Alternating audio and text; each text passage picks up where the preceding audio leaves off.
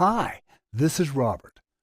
Welcome to an overview of PowerShell's text-based console, Part 1. Before we dive into the console, I need to tell you the difference between running PowerShell in normal mode as opposed to administrator mode. If you log on to any Windows 10 computer with user-level security rights, normally you won't have the permissions to be able to do things like change printer drivers or read the system's log file. So if I log on as a normal user, PowerShell's abilities will be limited as well.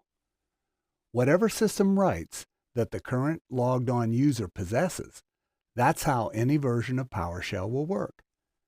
I just wanted you to understand that you can run PowerShell in normal mode, but your capabilities to run certain commands will be limited.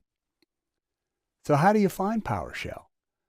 Let's go over here to our Windows 10 machine, click the search bar and type PowerShell. Here we have Windows PowerShell and Windows PowerShell ISE. These are our 64-bit versions of PowerShell.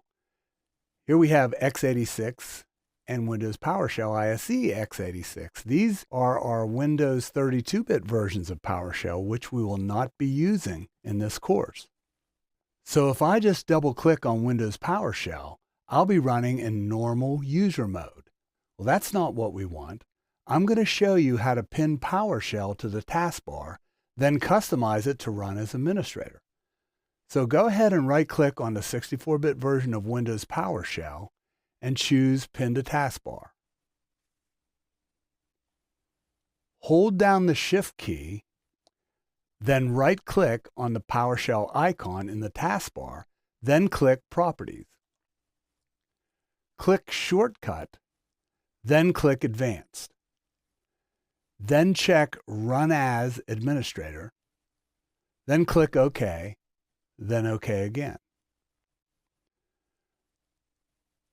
From the taskbar, click your PowerShell icon that you just created. It should come up in administrator mode, which it has. Now let's go ahead and customize the PowerShell console. Right-click the icon at the top left of your screen and click Properties. The Properties dialog box includes 4 tabs: Options, Font, Layout, and Colors. And we're going to dig into each one of them, starting with Options. And here we have cursor size, small, medium, or large. We'll keep the default small. Over here is Command History. As you run commands, they're added to the command history in memory. The buffer size is the number of commands that PowerShell remembers. Use the up and down arrow keys to access the commands. The default is 50. Number of buffers. This controls the number of processes that can have their own buffers in memory before the buffers get recycled. The default is 4. While we're here, I want to demonstrate 2 things: Command History, up here, and Quick Edit Mode. So let's go ahead and close our configuration properties.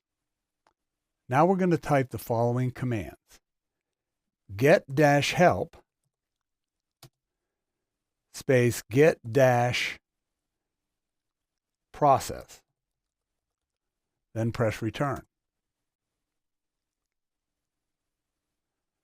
Now type get-help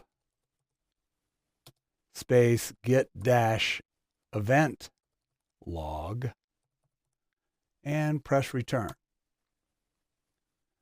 Now type CLS for clear screen. Whoops. Press return. Now type get history. Get-history, just like that. Press return. And there's our last 3 commands. Here we see get help, get process, get help, get event log, and CLS. Here's some questions that you may have about command history. What if I wanted to run multiple commands from my history? And how would I do that? Okay. First, we would type a new command that I haven't introduced yet called invoke-history. Okay, so let's go ahead and type that. invoke dash history. Okay. Press the space bar. I'll type 1. Now a semicolon. Press the space bar. Now type invoke dash history space 2. Now press return.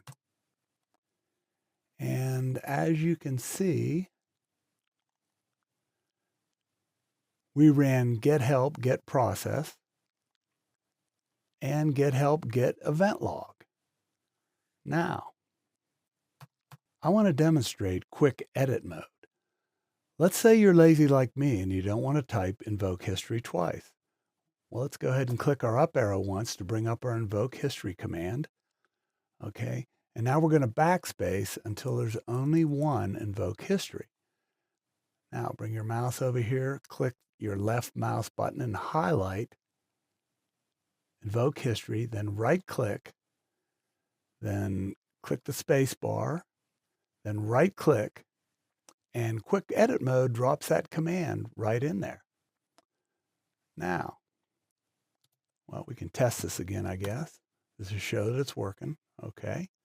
All right. So what if I want to clear the history? Type clear history, clear dash history. Not too hard. And now we'll type get history to make sure it's gone. Okay, and we can see that the only command left is clear history. Let's just go ahead and press your up and down arrow keys, and you can see all those commands are still there. So how do we remove those commands from the up and down arrow keys? All you got to do is you just, I'll hit this CLS here.